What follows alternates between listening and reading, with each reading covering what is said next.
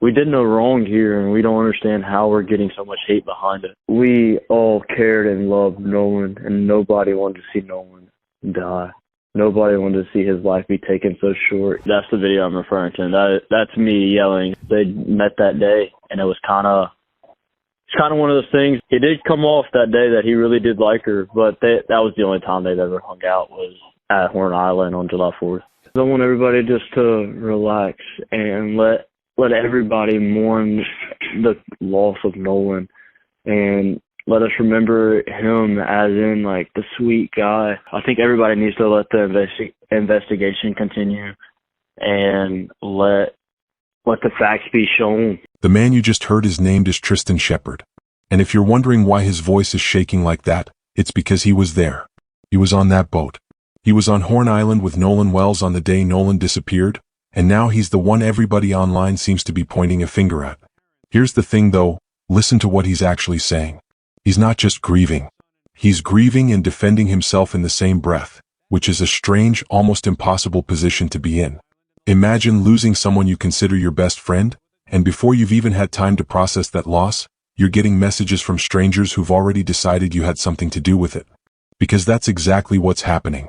Shepard has come out and said flat out that he and his friends are getting threats. Real threats. Which tells you something important before we even get into the facts of this case. The internet reached its verdict a long time before investigators did. And then there's the video. You've probably seen it, or at least seen people talking about it. A clip that's been circulating online, one that Nolan's own parents saw and got scared by, because it looked like it showed their son caught up in some kind of confrontation right before he vanished. Shepard addressed that directly. He says that's not Nolan in the video. He says that's him. That's the video I'm referring to. That's me yelling. He's the one yelling. So now you've got two very different stories sitting side by side. On one hand, you have a grieving friend who says the internet has it all wrong, that he's being blamed for something he had no part in. On the other hand, you have a family who lost their son on a boat trip and are struggling to accept the explanation they've been given. So which is it? Is Tristan Shepard just an 18-year-old kid caught in an unfair pile-on, getting punished online for being the last person seen with his friend? Or is there something underneath all of this that hasn't fully come out yet? That's what we're going to dig into. But to actually understand what that call means, what his words are really telling us, we have to go back. We have to rebuild July 4th hour by hour, and figure out exactly how a day on a barrier island ended with a mother identifying her son's body 2 days later. If you want to actually understand this case instead of just reacting to headlines, go ahead and hit subscribe right now, because we're about to walk through the timeline in a way nobody else has laid out this clearly yet. Rewind to July 4th. Let's start at the beginning. Horn Island sits off the Mississippi Gulf Coast, and it's not the kind of place you just wander onto. It's a barrier island, isolated, no bridges, no roads in. You get there by boat, and that's exactly what a group of friends did on July 4th. Among them was Nolan Wells, 18 years old, a college football player with his whole life still ahead of him. And right there with him was Tristan Shepard. It should have been a normal holiday. Sun, water, a group of friends celebrating the 4th. Nothing about the start of that day suggested it would end the way it did. At some point that afternoon, according to Shepard, Nolan met a girl. Someone he'd never met before, someone he'd likely never see again after that day. But Shepard says it was obvious Nolan liked her, the kind of spark you notice even if you're not paying close attention. And here's where the timeline starts to matter. Late in the afternoon, the group starts heading back to the mainland. Shepard gets on the boat. Most of the others do too. But Nolan doesn't. He stays behind. Now, police have said that Nolan made that choice himself, that he chose to stay on the island. But his mother doesn't buy it. She said publicly that staying behind wasn't in her son's character, not even a little. And when a mother says something feels wrong, that's usually worth paying attention to. Nolan never made it home that night. His mother reported him missing, and for 2 agonizing days, his family didn't know where he was or what had happened to him. Then a park ranger found his body in the water, on the northwest corner of the island. Just let that sit for a second. 2 days of not knowing. 2 days of hoping your son just lost track of time, or his phone died, or something explainable happened, and then getting the news no parent is prepared for. And this is where the story takes a turn that's honestly hard to wrap your head around. Nolan's parents eventually tracked down his phone and his keys. Not on the island. Not with his body. At the home of one of his friends. Think about that for a second. The two things an 18-year-old almost never leaves behind, sitting somewhere he wasn't. When his parents got access to his phone, they went straight to his Snapchat, hoping for some clue, some piece of that day. Instead, they found nothing. No saved photos. No snaps from July 4th at all. Either it had been wiped or nothing was ever posted in the first place, and right now nobody can say for certain which. For Nolan's parents, the math just doesn't add up. Their logic is simple. Their son would never have voluntarily left his phone and his keys behind. Not without a reason. Not without telling someone. Now here's where things get even more complicated, the video everyone's been talking about. Footage started circulating that appears to show some kind of confrontation. The family's attorney, Ben Crump, has said that in the audio, you can hear someone who sounds like Nolan asking where his phone is and what's going on, right before that phone turns up missing. But here's the important part, and I want to be really clear about this. CBS News brought in an audio expert to try to verify that exchange, and they could not confirm it. Not confirmed, not debunked, just unverified. So we have to treat that claim as exactly that. A claim, not a fact. Add to that a photo now circulating online. One some are claiming shows Nolan at a pool party in the hours after he was reported missing. His family's attorney has referenced the claim, but the photo's timestamp, its source, and even whether it's actually Nolan haven't been confirmed by anyone investigating this case. It's another loose thread in a story that already has too many of them. In the days since, social media has run even further with this. Anonymous comments claiming to know exactly what happened, photos with disputed timestamps, theories that Nolan's death wasn't a drowning at all. None of it has been confirmed by investigators or by any news organization. And that's really the through line of this entire case right now. Every unanswered question is being filled in by someone online with a theory, and it's getting harder to tell where the reporting ends and the speculation begins. That's not a reason to dismiss the family's questions. They're the ones asking for real answers. But it is a reason to wait for the autopsy, not the algorithm. And remember what Shepard said at the very start of this video? He's the one pushing back on that interpretation. He says he's the person yelling in that footage, not Nolan at all. So you've got a grieving mother's instincts on one side, an attorney pointing to unverified audio on the other, and a friend insisting the whole thing has been misread from the beginning. This is exactly the kind of case where public speculation runs way ahead of the actual facts. So drop a comment and tell me, out of everything so far, what detail stands out to you the most? I genuinely want to see what this community thinks before the autopsy results even come back. As it stands right now, the sheriff's department says there were no immediate signs of foul play, and their working theory is an accidental drowning. They've also said that Shepard and the rest of Nolan's friend group have cooperated with the investigation. But there's still a loose thread.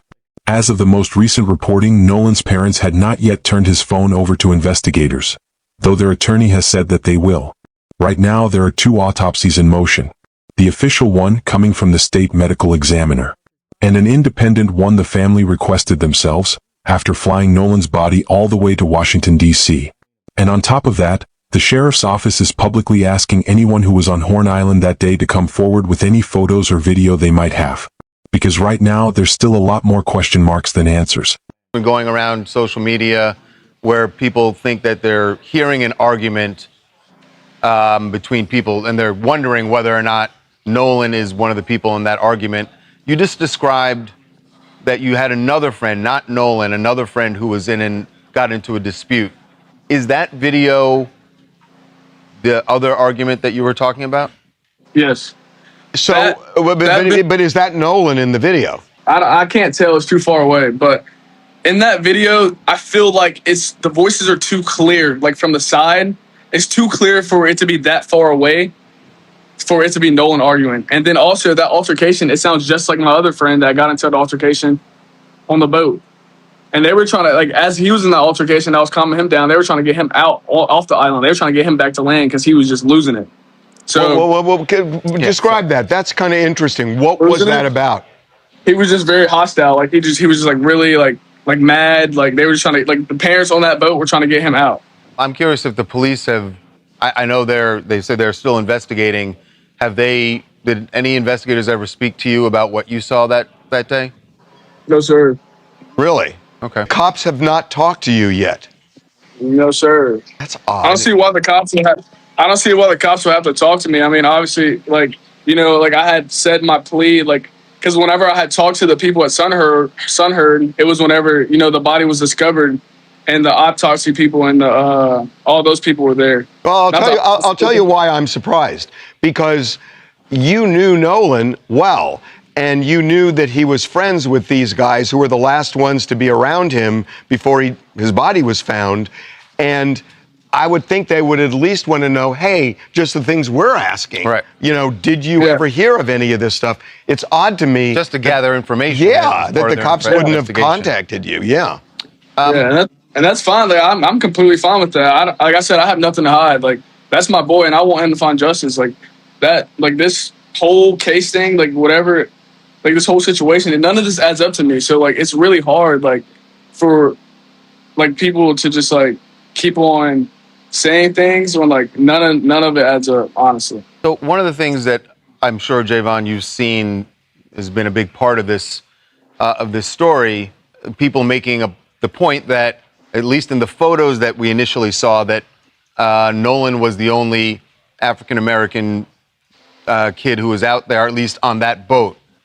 Do you think, having been there on the island with this large group of people, that race plays a factor in whatever happened here? Again, I don't want to answer that. I don't want to answer that question. I wouldn't say like, yeah, I wouldn't want to answer that question. I mean, obviously we go to Ocean Springs, we're going to have white friends. So like, that's, I mean, I guess it's pretty normal down here, but. Yeah, I mean, and I hear you. If that's, I guess you're saying that it's normal, it's not out of place to be a black teen in that area and that you have white friends, right? That's not uncommon is what you're saying. I'm sure every black person has white friends somewhere, you know? So I wouldn't say that it's a whole race thing, but it's just like, obviously they're going to paint it as that because none of this adds up. So let's go back to where we started. I just know I've lost my best friend. When you first heard Tristan Shepard say that, you didn't have any of the context we just walked through. Now you do. And I think it changes how that line hits. Because here's what we know now that we didn't know at the beginning. Shepard isn't just a guy mourning a friend.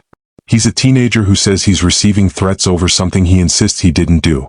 He's the person publicly claiming that the viral video everyone's been passing around, the one Nolan's own parents were afraid showed their son in danger, actually shows him, not Nolan.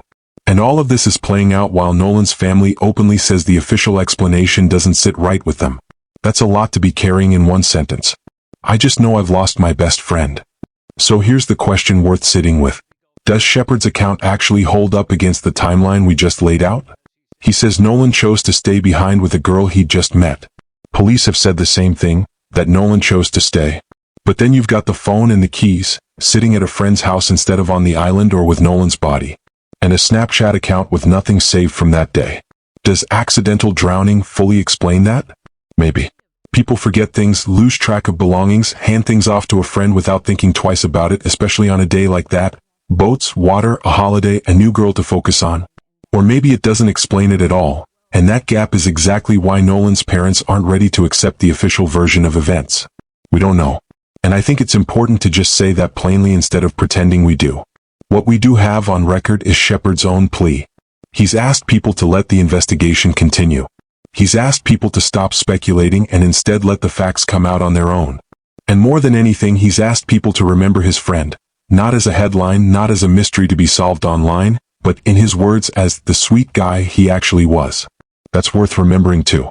Underneath every theory, every unanswered question, every piece of this timeline, there's an 18-year-old who should still be here. So where does that leave us right now, today? 2 autopsies still pending. 1 official, coming from the state medical examiner.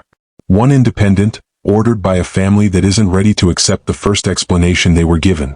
1 video that's been at the center of public speculation for weeks and that no one, not CBS, not an audio expert, has been able to confirm actually says what people claim it says. And a family still waiting on a phone that might be the only thing left that can tell them what their son couldn't.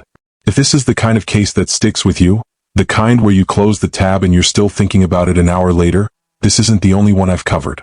I've got a whole series on cases just like this one, unresolved, full of questions that don't have clean answers yet. And the next one I'm about to show you is honestly even harder to sit with than this one. Click it now. And while you're at it, subscribe so you're here the moment there's an update on Nolan's case, the autopsy results, anything new from investigators, all of it. Because cases like this don't end when the video does. They end when someone finally gets the answers they've been asking for.